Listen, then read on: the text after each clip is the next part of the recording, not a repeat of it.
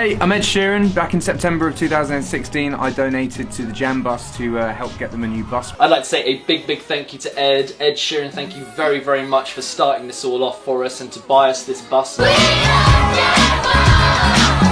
pandemic has put some spanners in the works, unfortunately. We haven't actually been teaching in the Jam Bus now for over a year. 1, 2, 3, 4.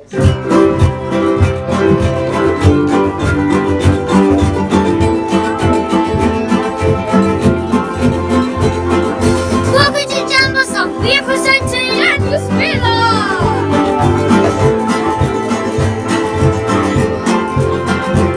Music, I think, is genuinely such an incredible way to inspire and to spark the mind. And the fact that if you teach it to children, then they will then take that knowledge to then teach it to children as well, who then take it to, you know, be in a band or to, you know, it's not about fame. It's not about selling records. It's much more about just being able to speak that language.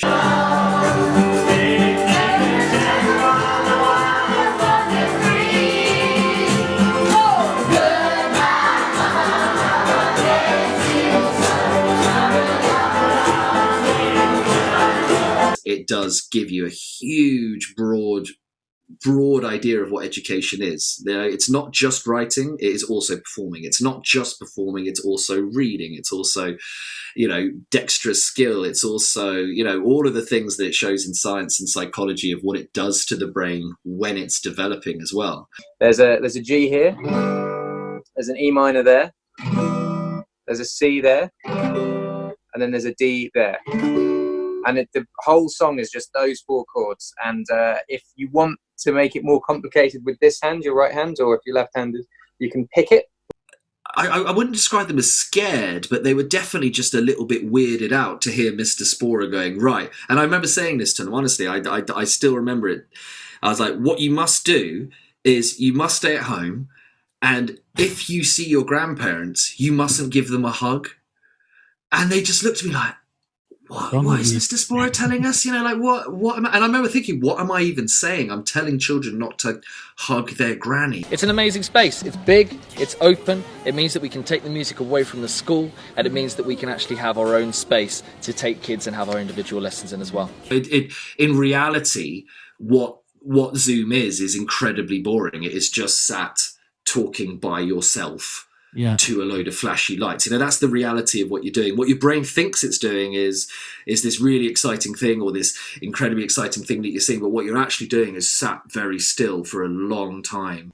My dad always said to me, whatever you do in life, as long as you work hard at it, you can make it your job. So, you know, you can see kids now who play video games for a living, or there's, you know, people that taste chocolate for a living. You can literally choose something that you love, that makes you really happy. I mean, obviously you're doing live lessons all the time. You can't go back and do it again. Obviously there's a lot of stuff you pre-recorded. There's a lot of stuff you cut out though if you watch the edit.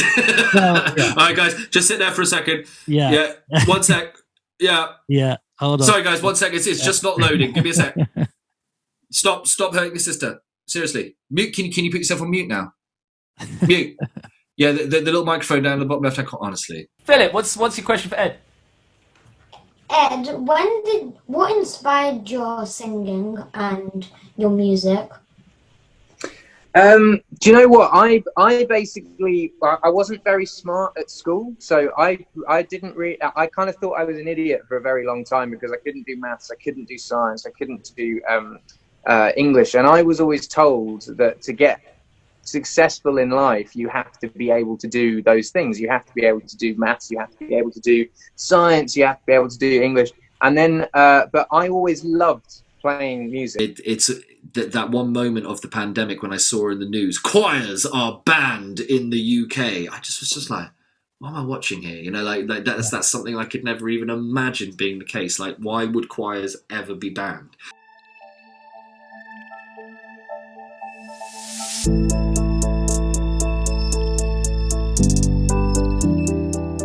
So welcome to Sketch Notes, Tim Sporer. Thank you very much, Daniel Spiller. A pleasure to be here. So you are also a teacher and inspirational leader of young musical minds. in my opinion, an almost underrated champion of opportunity for children both in and out of school time. Tell me about your job at Ecclesbourne Primary and this wonderful thing called the Jam Bus. How did that come about? I mean, the Jam Bus, when I took this job, that really wasn't my vision for what I'd been employed to do. Like when I went to the job interview, they really sold it to me that they wanted me to start a music department. They really didn't have any music department set up in this school whatsoever. When I arrived for my first day of work, they were like, right, here's your trolley then.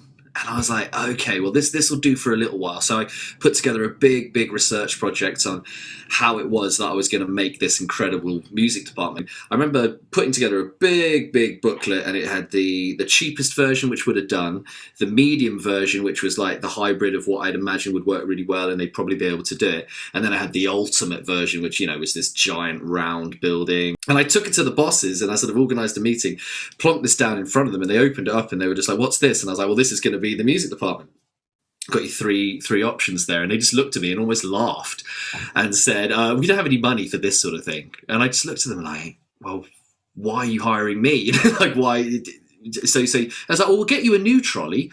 I didn't really know what I could do. So I was sat with a colleague of mine called Suzanne, who runs all the extracurricular stuff. And I was just trying to brainstorm with her what we could do about this music department. She said, why don't you just do it on a bus? And then my mind really started casting back to the Ken Livingstone days of him being the mayor of London. And he had these big bendy buses, and I remember how big they were. So I thought, well, where have all the bendy buses gone? They completely filled London streets at one point when I first moved here, and I worked out that most of them were in this big Lincoln airfield, and honestly about 40 or 50 of them all parked up in this giant airfield, just rotting. Essentially, like I looked in about sort of 12 of them to try and find the bus I wanted, and some of them had got leaks, and so there were rotting seats. Some of them were really in a bad state, but a few of them were good. And actually, through the company which I chose to use called Southeast Coachworks, they found one which was in really good nick. So I gave my mate Ed a call, in the fact that I have been, I was gigging with Ed a lot. I was one of his sofa surfers. He used to come. Yeah. He used to come and stay with me a lot, and I used to book him for all my gigs that I was running in London. And we had a really good relationship in the fact that, we used to hang out quite a lot back in the days. My mate Daryl Snow, he was getting married. I was one of the ushers, and Ed was the best man. Okay. So at this wedding, we did the wedding. It was great fun. At the party afterwards, I just sort of managed to get him aside and said, look, I've got this idea. It's called the Jam Bus. I'm pretty sure it's going to be in this bendy bus, but my school have said that, they're not overly keen to spend a lot of money on it. But what I thought would be good is, would you be interested in maybe helping out, sort of buying the bus, buying the shell, and then maybe I might be able to persuade the school to be able to pay for the refit? And pretty much instantly went, yeah, this sounds great. And they drove me in the Jam Bus to Ecclesbourne Primary School. So I actually got to drive it through the gates and drive it through the playing fields and really sort of circle it around and park it where it's now been parked since 2016. Ever since, it's been brilliant. It has been a really fun thing. And the fact that all the kids have absolutely loved it, and the things we've done with it since have been fantastic. Ed also supported the fundraising campaign with a little video, which I think is quite nice because it also shows all the kids in the Jam Bus. So I'm going to press play on this.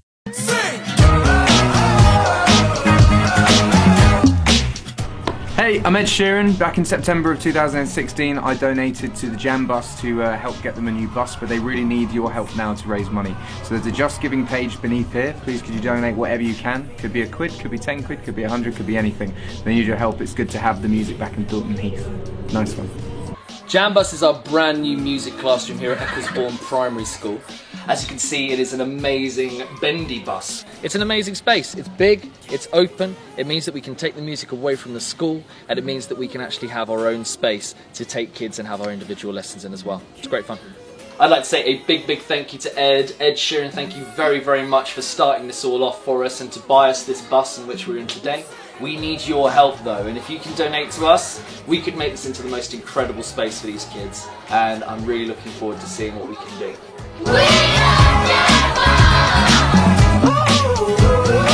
Good times. So I think it's important to note that fundraising campaign is not currently running. That's been closed for a while now, but a great success though, in the fact that a lot of the equipment which we've now got in the Jam Bus was all paid for with that, and the paint job that we've had done. And there's actually still a little bit left in the kitty for where I'm trying to get some ideas about where we could do it once the pandemic is closed and we can actually get back in there, you know. Closing of the pandemic. Mm-hmm. Fingers crossed. Yeah, the pandemic has put some spanners in the works, unfortunately. We haven't actually been teaching in the Jam Bus now for over a year. The Jam Bus is great in the fact that it really is an exciting place to teach, but it is small. You know, it is a bus. It's a big, long space. We looked at that very, very quickly with COVID and went, that just can't work out. We can't have 30 kids in there and me teaching in there, unfortunately, and having every single class rolling in, rolling out. We would have had to have done a full sort of spray clean in between each one, and yeah, basically it would have been a nightmare, I imagine. Yeah, I miss it, to be honest. Like, watching that again brought back some memories, seeing it all in its brand new red paint job, just like that, you know. This might seem an obvious thing to us, but why is music important, especially for young people in their development and learning? I mean, music is one of these incredibly broad subjects, in the fact that a lot of people see it as a performance subject, and that to me is one of its main draws, in the fact that if you can teach a kid to be able to perform something, that just gives them the opportunity to be able to have a huge amount of self-expression and to learn the discipline to learn something for an event and perform it for that event. You know, why we should teach music is that it does give the kids an opportunity to be able to perform and learn to express themselves in something which is a sort of a public arena. But the broadness of music is so incredible, in the fact that not only does it teach the performance side, it also teaches that social aspect of it. If you're learning to play as a band, for instance, you have to be able to learn to negotiate. You have to be able to learn to take the lead and also take the back seat for a while and let someone else have a go. Because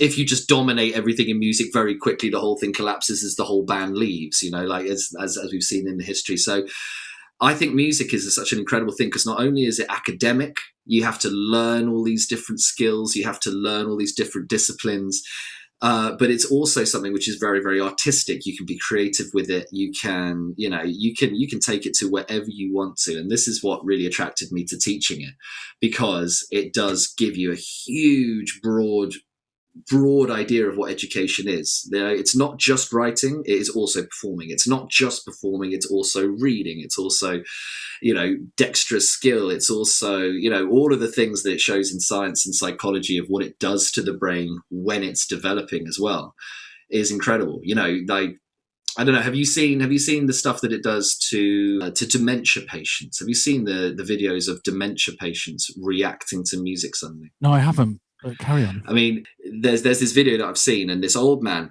American guy, he can't talk. He's sort of just shaking and just sort of rocking on a chair.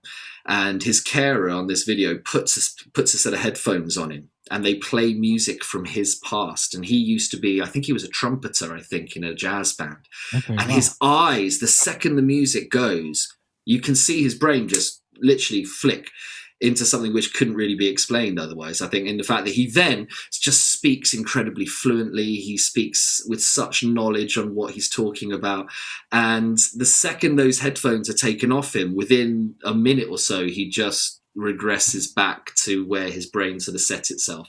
Music, I think, is genuinely such an incredible way to inspire and to spark the mind, and the fact that if you teach it to children, then they will then take that knowledge to then teach it to children as well, who then take it to, be in a band or to, it's not about fame. It's not about selling records. It's much more about just being able to speak that language and be able to react to anyone in the world with whatever instrument you play. And that's what I love. Well, I think it'd be interesting for people to see the Jam Bus session that I did, but perhaps before you could explain what is a jam star. Well, you are a jam star, Daniel Spiller. I've just looked through my contact book, and being a promoter as well as a teacher for so many years was a great thing. And the fact that I got to meet people like you, I got to meet people like Arrow Benjamin, who came in and was our first jam star. I think Zalika's uncle is Arrow Benjamin. So I thought, well, bring him in. We'll sing that song together in a singing assembly and get the kids excited about somebody's work with Beyonce. It just gives them that instant spark of, wait a minute, Mr. Spora's making us learn crotchets, making us learn the fundamentals of keeping on the pulse, because this is where you could end up going with it. And for someone like yourself, I really wanted them to be able to see someone who could write such beautiful songs and actually have that person teach them the song that they're singing, you know, rather than me kind of like secondhand regurgitating what I think would sound good and doing it in my style. I wanted it to be your style when you taught it to them. And it was beautiful to see. If you check out the video on YouTube of Daniel doing his Jam Star appearance in the Jam Bus, it was a wonderful experience seeing all the kids learning that. It really was. Well, I'm going to go to that now. So I was invited in for the day. We did a session on the Jam Bus, and we also did assembly. In fact, I think we did assembly first, but you've got a clip here of both. 1, 2, 3, 4.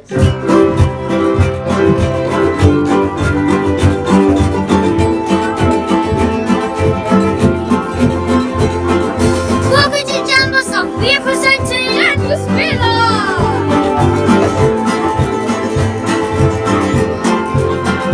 Goodbye, Mama, how I miss you so. I've been long, long way from what I know. Goodbye, Mama, on the road I walk. All alone, I travel on the unknown.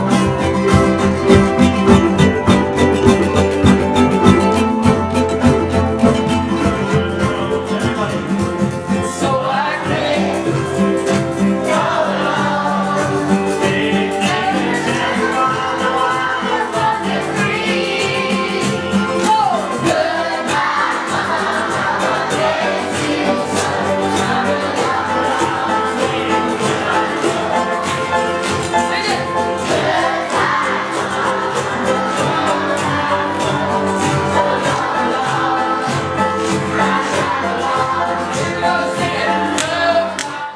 Yeah, I have to say it was a great experience just seeing all those kids and how quickly they learned the song as well. No, it's great, honestly. Like that song, I remember when you first released it, I thought this would be great just as a singing assembly song. You know, I often just hear a song and go, right, I'll learn that and teach it to the kids. And when you agreed to come in and actually teach it to them themselves, it's awesome. It's a really cool thing. So many children who grow up and live in Thornton Heath, I've started to work out, you know, a lot of them very rarely go out of that Croydon area. You know, I ask them a lot, do they ever go into London? Do they ever get to go and see a show? And so many are like, no, we don't get to do it. So to be able to bring an artist to them and to be able to actually bring a show to them is such a great opportunity. And, you know, I'll always advocate that as something to give reason for the children to actually learn the music, you know, to show them, right, this is what you could do. The one kid who you really sparked is a kid called Taylor. He's the one who introduced you know, he was the one really sort of going, you've got to get him on a Zoom call, sir, you've got to do it, because he was such a massive fan. So if anyone that you have sparked, I'm pretty sure that Taylor will end up being some sort of artist in the future. I can see that he's going to definitely be there, and goodness knows who else, you know, like you don't really know with kids that age.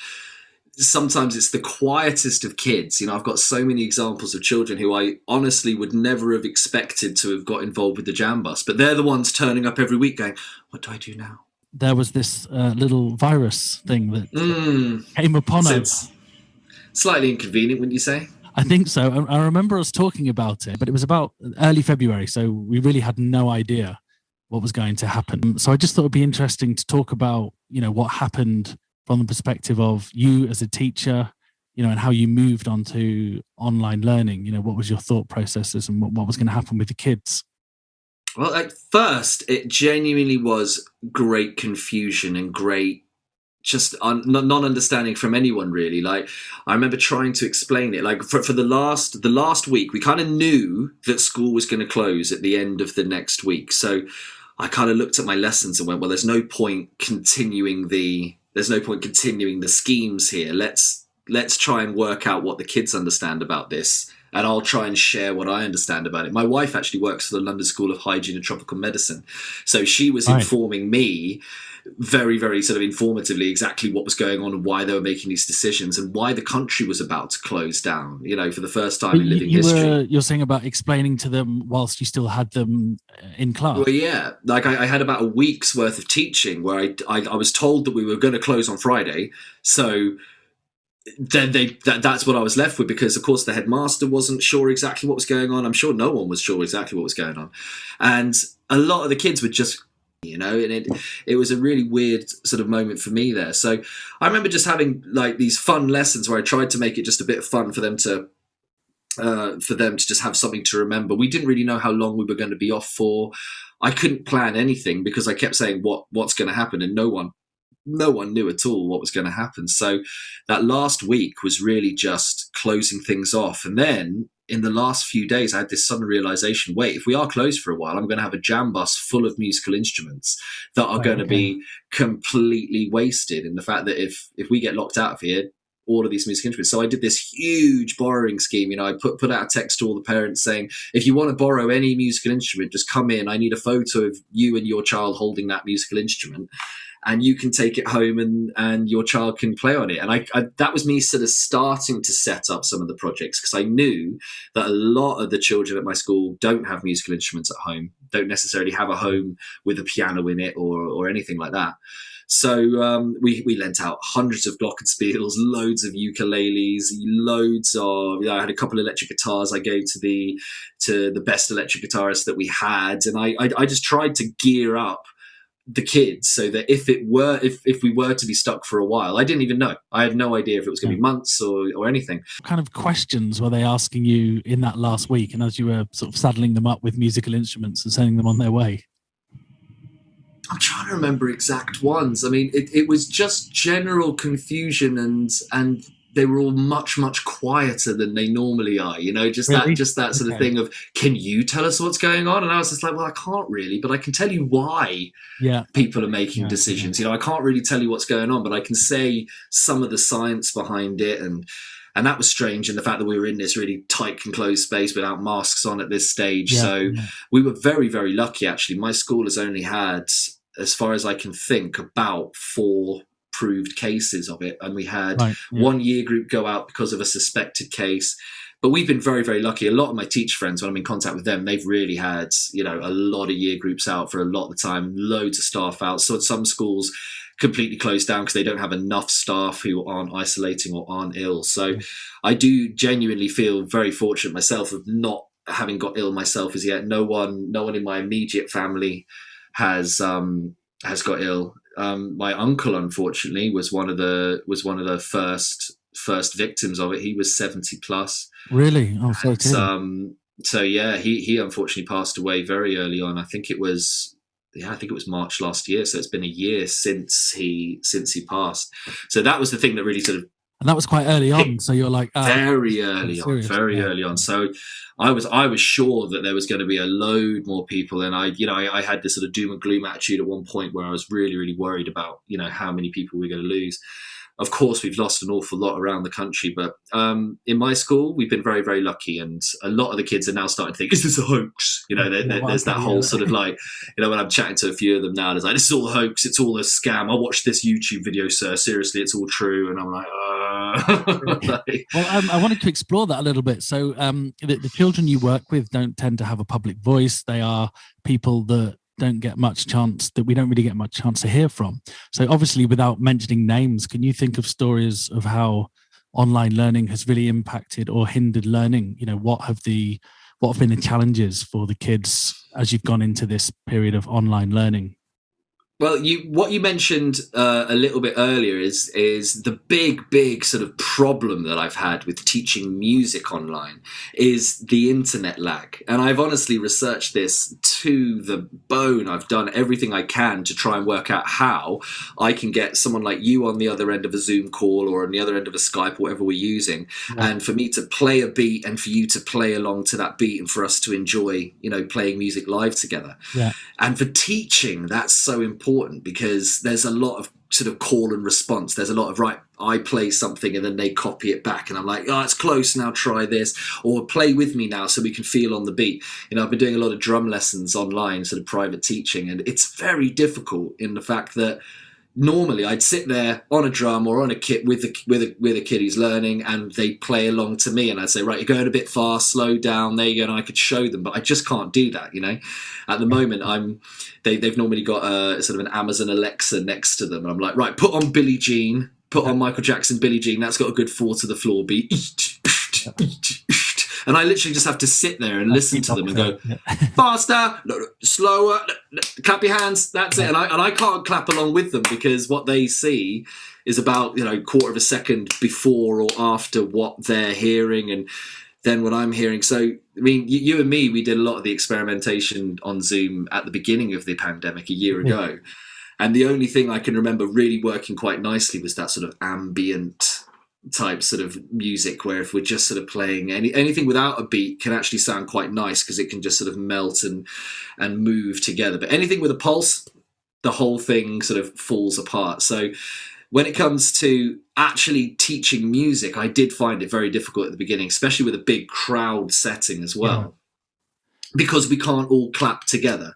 We can't all sing together. We can't all, share that moment together live. So I had to start working out how I can get that sound without the delay, because it completely messes up a musician's mind, Well, I think we both learned, along with a lot of other musicians kind of early on, that it's actually just pretty much scientifically impossible to play in time because of the speed at which sound travels. So teaching music especially has been a real challenge because of that group feeling that I've always wanted to get in a classroom was genuinely impossible in an online forum. And that was that. I remember that being quite a sad moment for me. I think, I had all these plans. We were going to do these amazing online concerts, and we were all going to I was going to introduce all the kids. And yet we still managed to write a song, which we I mean that's the thing. The writing and the discussion of music and the listening of music and the appreciation of music, that is very, very, very teachable online. So you're trying to give this lesson and you've got something like how many, 20, 30 kids watching you. And they're in this online lesson scenario for, how long was it for? Maybe 6 months, something like that? Yeah, it was a good 6 months of me doing the weekly classes. I wanted to do it more often, but with Katie working from home, my wife, and with my daughter, who's, the childminders were not open either. So I suddenly found myself desperately trying to juggle a toddler and 30 children per class. So we're talking over 300 kids all wanting some sort of attention at some point. It's actually in the clip afterwards, but there's one of you with your daughter comes in and she becomes part of the thing that we're all doing. Just bashing down the door, Daddy, I want to play! It's like, okay, fine, come in. So what kind of emotional effect do you think that a majority of online learning has had on the kids, sort of despite your best efforts? It really, as far as I've seen, some kids have really thrived on it. Yeah. And I say some just because I genuinely don't have any type of figures that would back up this argument. But as an example, there's a kid called Noyes. Okay, yeah. And he was one of the kids who managed to get a keyboard from the jam bus. Now, he was learning ukulele, but he was like, "Sir, I really want to play the keyboard." And I had a keyboard, so I was like, "There you go, take your photo, that's yours, go and have some fun with it." And I'd never seen him play the keyboard. He'd always been a ukulele player. What I knew wasn't going to work really was me arranging live lessons, hoping the kids turn up, hoping that they'll stay on mute when I'm trying to speak, hoping that the right children will turn up at the right time so I can actually give them a little bit of time. So I started a YouTube channel. I had all the videos from the crowdfunder and I had all the videos of, the Jam Bus being born. So I thought, well, let's do Jam Bus online. Let's just give them something which they can access instantly. There's no password. There's no issues with them. So I just started putting up some sort of chaptered lessons of all the scales of the white notes on the keyboard. I thought, let's go from C, D, E, F, G, A, B, C. Let's do all of those major scales and let's give it to them as a challenge. And within days, he was sending me emails going, "So I've done them all. Check it out." He was sending me videos and he was left hand, right hand, mirror scale and was doing it all. And very quickly I went, all right, well, this is someone who's a real independent learner. This is someone who has the ability to be able to focus, has an opportunity wherever he lives to have a room where he can go and focus and he can sit down by himself and he can, do his practice and learn from me, So in a way, kind of almost benefiting from almost a kind of one-on-one scenario. Exactly. Than maybe he would have done. So for a personality like Noyes, that was just perfect, you know. But for other personalities, I won't name names here, but other personalities that I teach, the idea of sitting down for a few hours by themselves in their house and practicing their instrument is genuinely probably impossible. You know, if they've got 6 other brothers and sisters, the little brother's going to be bothering them, constantly wanting to have a go and press all the silly sounds on the keyboard rather than actually sit and learn the scales with him. So, you know, for people like Noyes, that's incredible. And I think it has been an incredible opportunity to really sit and focus down on what you're supposed to do and to not have the distractions of anyone else in the classroom who might not be quite as motivated. But for kids who maybe don't have that support at home, or they don't have a separate room for practicing music, or have that amount of time on a laptop even, you know, we've given out a record number of laptops. I can't even imagine. The laptop companies must just be loving it. They, like, all of the schools of the UK have just spent a huge amount of money getting these laptops out to parents so that they can at least have the opportunity to be able to log on. You know, I had some kids logging in on phones to come into my lessons, and there's only a certain amount you can see. If I share my screen and share a bit of score with them, they're not going to be able to access that. So it doesn't really matter how good they are.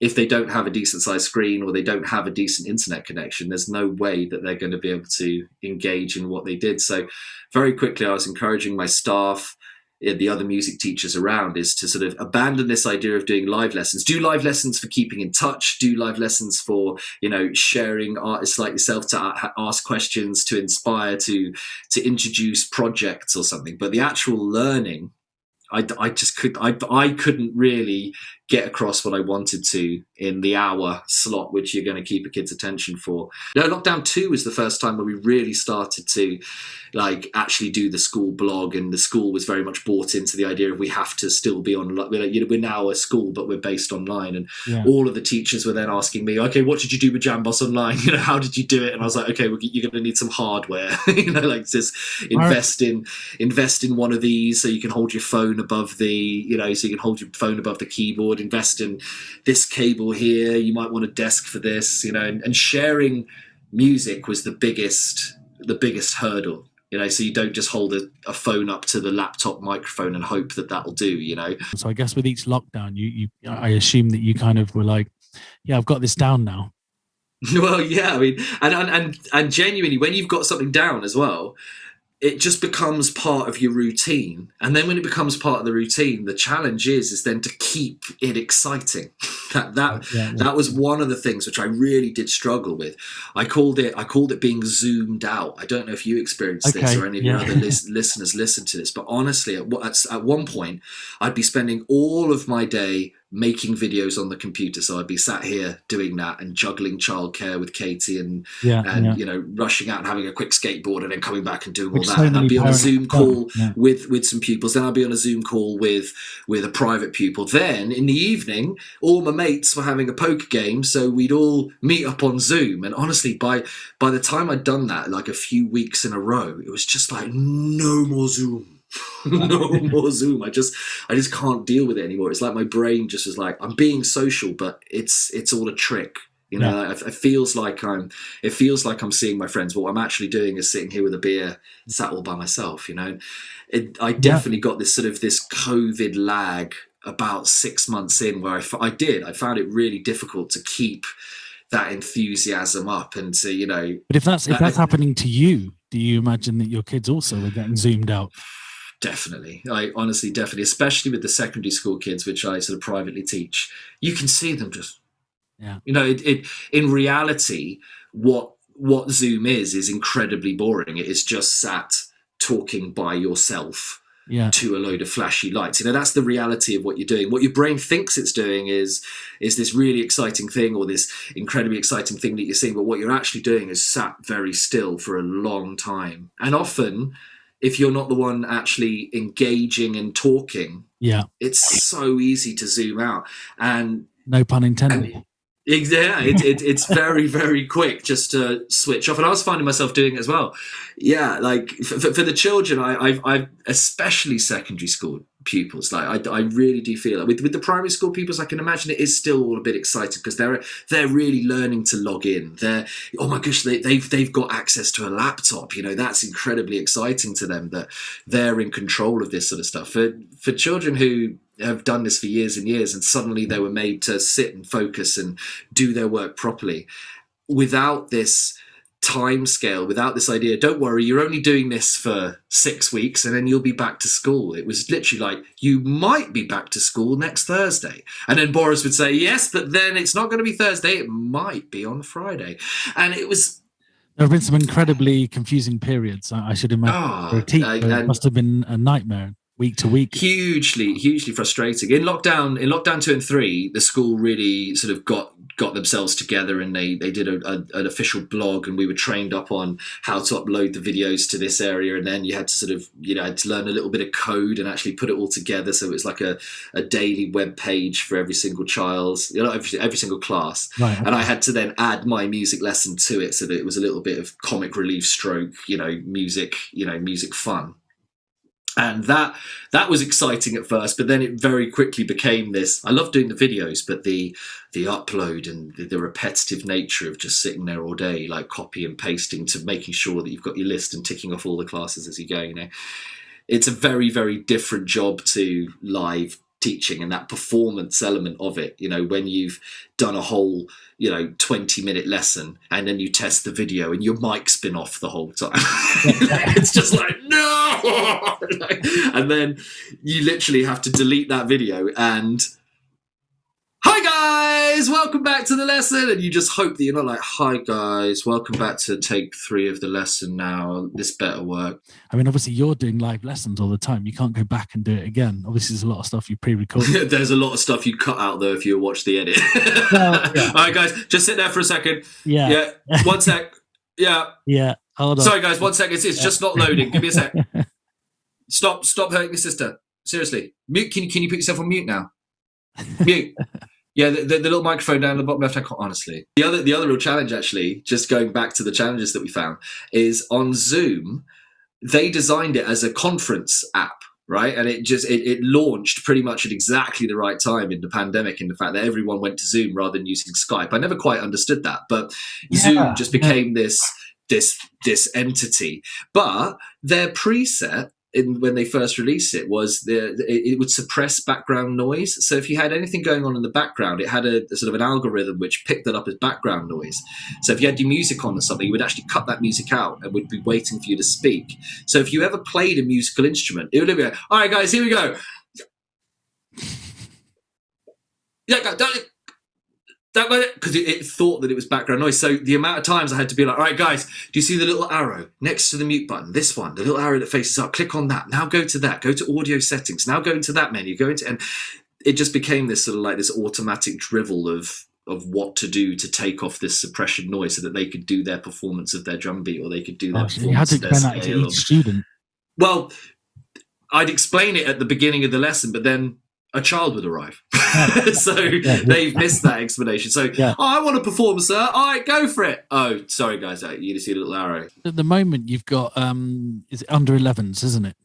Yeah. And so they don't have to wear masks. No. What about social distancing? Well, they don't have to wear masks, and I do, though. Do you know what I mean? It's that sort of thing where singing with a mask on, I've got to be honest, it's not pleasant. It doesn't sound great.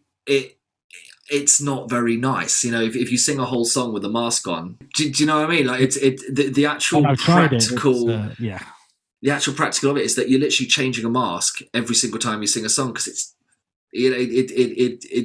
I can see why singing is a problem in a respiratory disease like COVID, because when you sing, you all especially as someone like a choir, you all inhale at exactly the same time and you all breathe out at exactly the same time and you all sing, which is, if you look at the footage of it, it's quite incredible when someone sings just how far that aerosol will travel when you sing. So I sing all the time in the jam bus, or I used to sing all the time in the jam bus, Like we do sing in classrooms with all the windows open. We do sing in the hall with all the windows and doors open.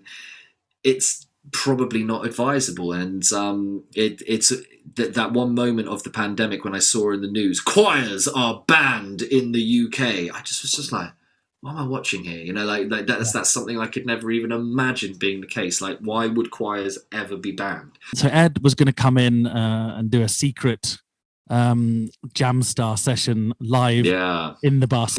But it was all going to be very secret. It was booked in. He was so happy to do it. And then the pandemic hit. And I said, well, how about a Zoom call? You know, I'd only just got into Zoom. You know what? Actually, Ed as a Jamstar would be perfect. I would love to have that. And he said, yeah, definitely up for it. And he turned up. We had a lovely little chat beforehand. I just sort of said to him, right, what I want you to do is to run a lesson. You know, it would be a really good thing to know that we've had a Jamstar like yourself actually teach the kids something. He said, well, perfect is really easy. We just got chord chart together before the lesson. Then I invited the children to join. And of course it was this.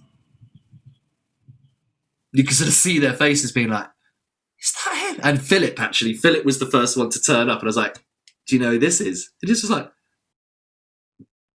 Ed Sheeran. Well, I've got a clip here. Shall I play it? Yeah, go for it. Anyone really learns on a guitar, which is a G, which is a shape like that. If you need any help learning the chords as well, there's definitely YouTube tutorials on how to play these chords. So there's a G here, there's an E minor there, there's a C there, and then there's a D there. And the whole song is just those 4 chords. And if you want to make it more complicated with this hand, your right hand, or if you're left-handed, you can pick it, which is just, you basically just use the tips of your fingers and you play the G chord there and go. In this section of the video, we got to ask Ed some questions and do a question and answer session, and this is how it all went down. So, who would like to ask Ed a question? Okay, Philip has his hand up first. Philip, what's your question for Ed? Ed, what inspired your singing and your music? Do you know what? I basically wasn't very smart at school, so I didn't really. I kind of thought I was an idiot for a very long time because I couldn't do maths, I couldn't do science, I couldn't do English, and I was always told that to get successful in life, you have to be able to do those things. You have to be able to do maths, you have to be able to do science, you have to be able to do English. And then, but I always loved playing music. It always that was the thing that made me happiest. And my dad always said to me, whatever you do in life, as long as you work hard at it, you can make it your job. So, you know, you can see kids now who play video games for a living, or there's, you know, people that taste chocolate for a living. You can literally choose something that you love that makes you really happy and then work really, really hard at it to make it your job. So I, early on in life, loved playing music so much that I was like, I want to make this my job. And I, you know, it takes a lot of hard work and a lot of struggling, but there's essentially in life, you can, like, the way I paid my bills originally was I played weddings and I went to go and play covers at weddings, and that was like a really good way of like bringing in income. And I think it's just, I basically, my dad basically said to me, like, if you want to be a musician, work really, really hard at it. So that's what kind of made me want to be a musician, I guess, that the fact it was possible. So if you guys have anything that you love in life, I'd say just make sure that you work as hard. Basically, choose someone you really admire and try and work harder than them. So my final question. What is the future for the Jam Bus? Well, I mean, it's a big question. It is a big question only because I don't really know, and I'm not sure that anyone knows what the future of COVID is going to hold, because of that tight space. You know, that one thing about the Jam Bus, which always sort of just got to me that little bit, is that it is a little bit tight, but that makes it really exciting and that makes it really fun. That no longer is viable. You know, that to me is the problem with the Jam Bus now, is that it is just too tight a space. People get worried going to, you know, these big supermarkets. So the idea of sending that many children into one tiny space with sort of teachers' assistants and me as the teacher in there, as well as older adults, I don't necessarily know what the future of teaching in the jam bus is. I'm sure that we'll get back to it. I'm sure that it will get back to normality, but how long that's going to take? The future of the jam bus, like for me, in an ideal world, what I would absolutely love to happen, genuinely, I've done this video so that the spirit of the jam bus can still be alive. I've kept all of the online lessons as exciting as possible so that when the jam bus does become viable again, I want it to be something which can then be developed even further. Like, to me, I'd love to keep it as the jam bus, but ideally what I would genuinely love to do is to have the jam bus as the bendy bus, almost like a welcoming hall, so that you walk in the two doors of the back door of the jam bus and the front door of the jam bus, and then by some clever trick of architecture, there's actually a big rehearsal room with loads of ventilation all built in, you know, with fantastic air conditioning so that it's beautiful and cool in the summer and lovely and warm in the winter. You know, I would love a big rehearsal space. What I would hate is that another music teacher would go in and say, well, I can't possibly teach in here, you know, it's a bus. You know, I've tried to show that it's definitely possible, but what I'd love is for every music teacher to walk into that space and go, oh, well, I want to teach in here, you know, like that genuinely would be my vision. So if you're asking about the future of the jam bus, I genuinely would love to develop it so that the jam bus is still there, but there is a much more viable music hall, a performance space, an auditorium. Well, I'll say this, you know, this time will pass, and I, for one, as soon as it's possible, would love to come back and do it. Oh man, you'd be more than welcome. You'd be more than welcome. You're one of our top jam stars, bro. So you're very, very welcome. Thank you. Well, Tim Sporer, thanks so much for being on Sketch Notes. Oh, my pleasure, Daniel. Thank you very much for inviting me.